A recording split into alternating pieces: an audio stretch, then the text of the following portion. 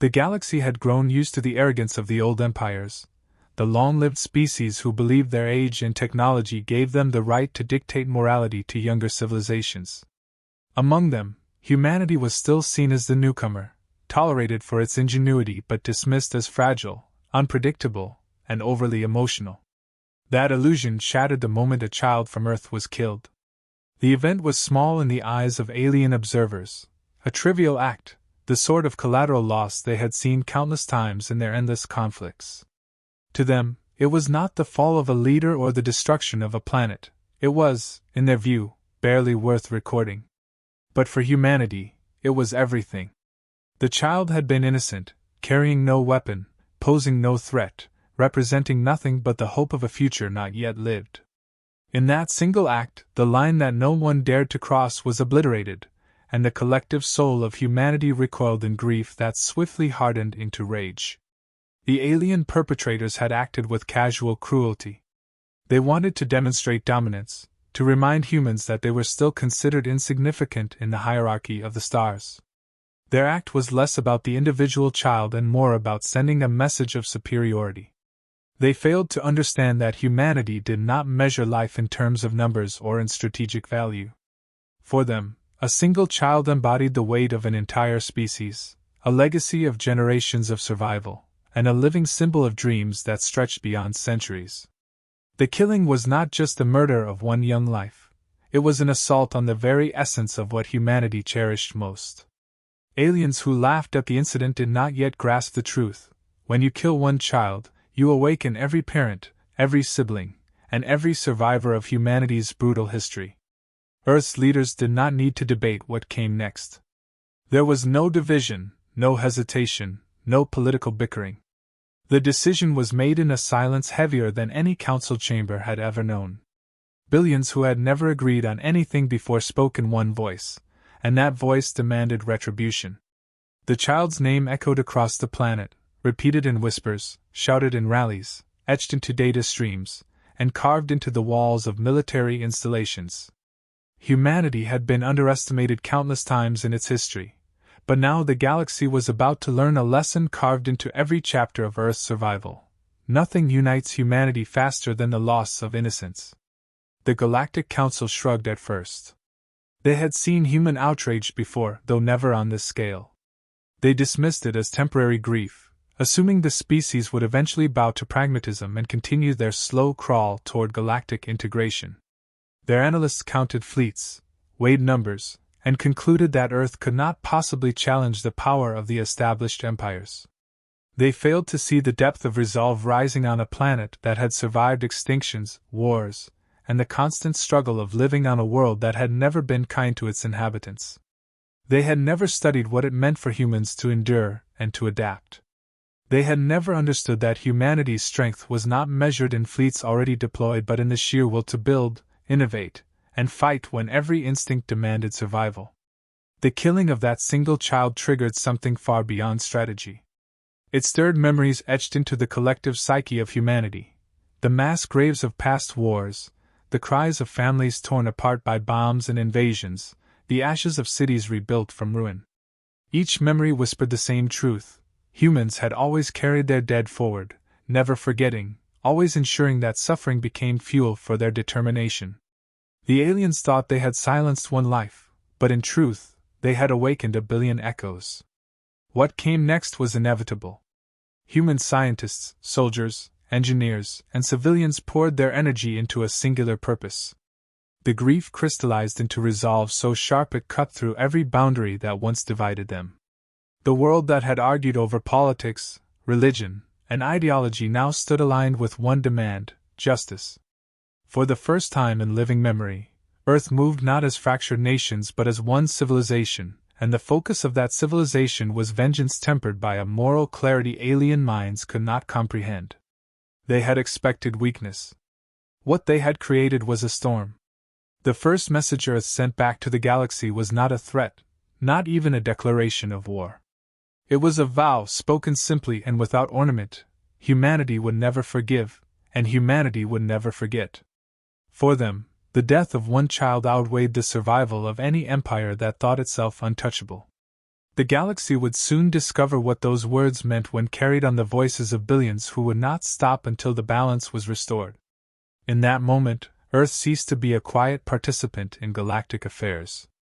It became a force that no calculation, no dismissal, and no condescension could contain.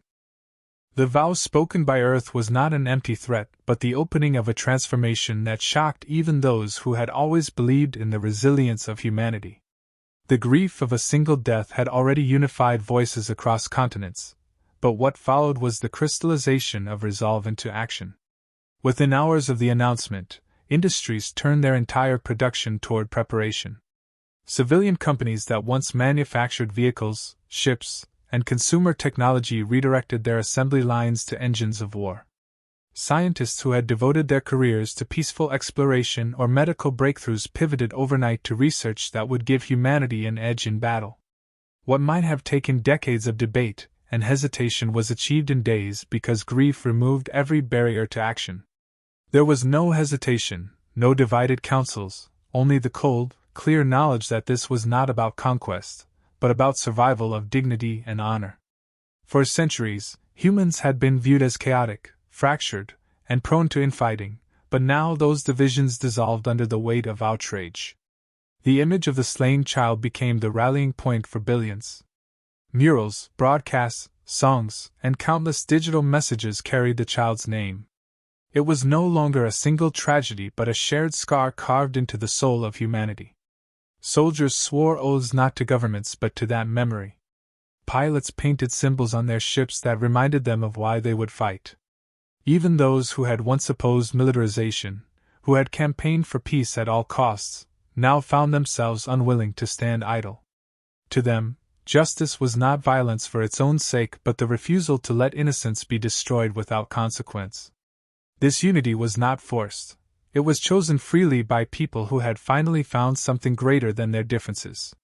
What frightened the few outsiders who paid attention was not the anger itself but the discipline with which it was harnessed. Humanity did not erupt into random violence, nor did it launch indiscriminate attacks. Instead, it moved with patience and calculation, gathering resources, aligning strategies, and preparing to strike with a precision that belied the fury burning underneath. History had already taught them that unrestrained rage led to disaster. The lesson of countless wars on Earth was that survival depended on controlled, deliberate strength. This time, humanity would apply that lesson to the stars. They were not preparing for a reckless crusade. They were forging the instruments of a campaign that would be remembered for centuries. Across the galaxy, diplomats tried to downplay the danger. They whispered that humans were simply posturing, that their economy and fleets could not possibly compete with ancient powers that had ruled the stars for millennia. Yet in the shadows of space docks and hidden shipyards, something unprecedented was forming. Vessels larger than anything humanity had previously revealed were assembled in silence. Weapon systems were tested in secret, built on principles aliens dismissed as primitive but which carried devastating efficiency. Technologies adapted from centuries of terrestrial conflict, railguns, missile swarms, adaptive armor, electromagnetic interference, were integrated with newly developed space-based innovations. Humanity's genius had always been its ability to merge the old with the new, to turn every limitation into a source of creativity. Now that genius was being directed entirely toward one purpose, ensuring that the galaxy understood the cost of harming even one child. The psychological transformation was as profound as the material one. For generations, humanity had strived to prove itself worthy of standing among older species. It had sought dialogue, compromise, and slow advancement through diplomacy. That restraint was now gone. No longer did Earth seek approval from outsiders. Now it demanded recognition on its own terms. Every human, from the humblest worker to the highest leader, understood that they were part of a singular mission. This clarity gave them a strength that numbers alone could not measure. 1,000,000 ships could be built, but what made them unstoppable was the unity of will driving them forward. The galaxy had never seen such cohesion from a species it once mocked as unpredictable. The transformation did not remain hidden for long. Rumors began to circulate, carried by frightened merchants and nervous observers who had seen glimpses of the mobilization. They reported seeing shipyards glowing with activity, training centers operating around the clock, and an atmosphere so charged with purpose that even the air seemed heavy. The Council dismissed these reports at first, but a few voices of caution began to emerge, warning that Earth was not like other civilizations. Still, most of the galaxy ignored the warnings, laughing at the idea that a young species could rise to challenge them. Their arrogance blinded them, even as the storm gathered on the horizon. What none of them realized was that humanity was not preparing for a simple war. They were preparing to redefine the balance of power itself. The child who had been killed was not forgotten, and every decision was made with that memory at the forefront. What the galaxy saw as overreaction was, in truth, the expression of humanity's deepest truth, that every life mattered, and that those who took it away would never find safety again. The awakening of Earth's resolve was not the beginning of a rebellion, nor the flare of temporary vengeance. It was the quiet, steady march of a species that had chosen to rise above fear and grief and turn both into the sharpest blade imaginable. What began with tears was now becoming the most disciplined and terrifying campaign the galaxy had ever witnessed. When the silence finally broke, it did so with a revelation that shattered the illusions of every complacent observer. For years, Earth had allowed itself to appear modest, restrained, limited by its youth among the stars.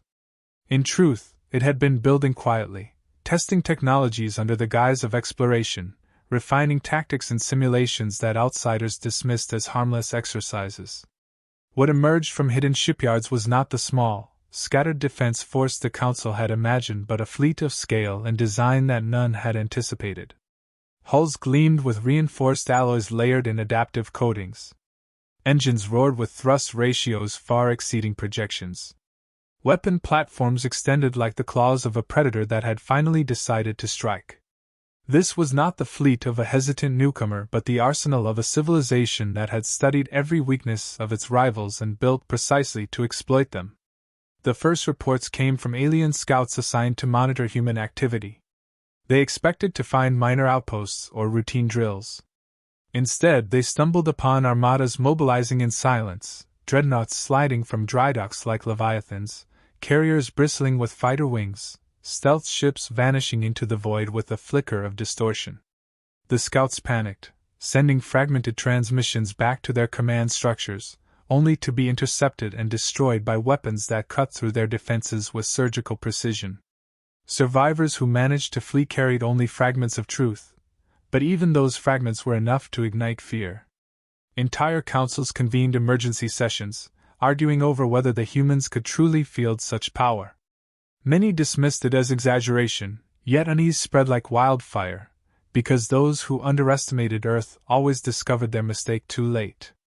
The designs of the human warships reflected a philosophy alien empires had long forgotten. They were not built for elegance or ceremonial grandeur but for function, resilience, and adaptability. Instead of relying solely on energy weapons, Earth had perfected mass drivers capable of accelerating slugs at velocities that tore through shielding with brute force. Missile swarms launched in patterns that rewrote themselves mid-flight, overwhelming defenses through sheer unpredictability. Rail cannons locked onto targets across ranges thought impossible, their projectiles guided by predictive algorithms that accounted for evasive maneuvers before they even began. The result was an arsenal both brutally efficient and terrifyingly versatile. To the galaxy, this was technology considered inelegant, even crude. To humanity, it was survival refined into art.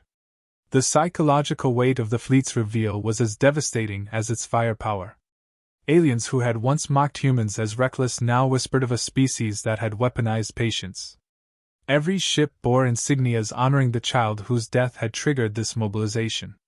Entire squadrons were christened with names that carried the memory of sacrifice. When transmissions were intercepted, they carried a single repeated vow: every battle would be fought in the name of justice denied. Even before the first full engagement, fear began eroding the confidence of empires that had ruled unchallenged for millennia. They realized too late that what they faced was not an army raised for conquest but a civilization united by a singular wound. The first clashes proved the worst fears true. Alien patrols sent to intimidate human convoys were obliterated in minutes. Ships equipped with advanced shielding collapsed under concentrated kinetic bombardments. Fighters attempting ambushes were hunted down by drones that learned their maneuvers in real time. Survivors were deliberately spared, allowed to return with stories of overwhelming defeat. These stories spread faster than official communiques, carrying with them the chilling understanding that humanity was no longer bound by hesitation. They fought with a precision that left no doubt about their capability and a relentlessness that left no space for denial. In every engagement, humans delivered the same message, transmitted in every language known to the galaxy. This was not a campaign of expansion. It was retribution for a life taken, a warning carved into reality itself. The meaning was clear: if humanity could summon such fury for one child, then no empire could afford to test the limits of their resolve. What had been seen as weakness was revealed as restraint. What had been dismissed as fragility was revealed as strength. The Earth fleet was not just a collection of ships, it was the embodiment of a species that had finally chosen to unmask its true potential. The galaxy now understood that the era of underestimating humanity was over. The storm that followed was unlike any campaign the galaxy had ever recorded. Humanity did not announce its timetable, nor did it posture with endless threats. The fleet simply moved, a wall of steel and fire advancing with ruthless purpose. Targets were chosen with exact calculation: command hubs, shipyards, weapons depots, communication relays. Civilian zones were deliberately bypassed, not out of weakness, but to send an unmistakable signal that this was not random destruction. Humanity was demonstrating something older civilizations had forgotten: that vengeance could be precise, and justice could strike with surgical clarity. Every blow was measured, every strike deliberate, and the message behind each action was as sharp as the weapons themselves. The galaxy was forced to watch as power long thought untouchable crumbled in days. Alien fleets assembled in desperation to halt the advance, but their commanders discovered quickly that every strategy they deployed had already been anticipated. Swarms of fighters attempting flanking maneuvers were shredded by autonomous drones that predicted their vectors with merciless accuracy. Shielded cruisers designed to outlast attrition crumbled when hammered by relentless kinetic fire, their defenses shredded by mass salvos that no energy barrier could fully absorb. Even ambush tactics, perfected through centuries of interstellar conflict, collapsed when human ships feigned weakness, luring attackers into traps that annihilated entire squadrons in seconds. The old empires had grown arrogant in their traditions, repeating the same doctrines for millennia. Humanity, however, thrived on unpredictability, adapting from one engagement to the next, never repeating the same tactic twice. In every confrontation, Earth's forces left survivors deliberately, ensuring that tales of defeat spread faster than official channels could contain them. What terrified observers was not simply the destruction, but the relentlessness behind it. Human fleets did not pause to bask in victory or to demand concessions. They struck, dismantled, and advanced again, always leaving behind the same chilling marker: transmissions carrying the child's name, spoken in thousands of voices, in every dialect the galaxy had catalogued. It was no longer a single tragedy but a haunting chorus echoing across every battlefront. Soldiers who had never met a human before now whispered that they heard the voice in their sleep, a reminder that they were fighting not against ambition but against the people who refused to allow memory to fade. It was warfare carried out on two levels: the physical destruction of infrastructure and the psychological shattering of belief in invulnerability.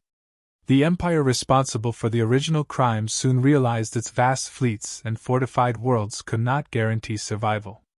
Each world fortified with orbital defenses was bypassed, its supply lines severed until hunger and desperation did the work of bombardments.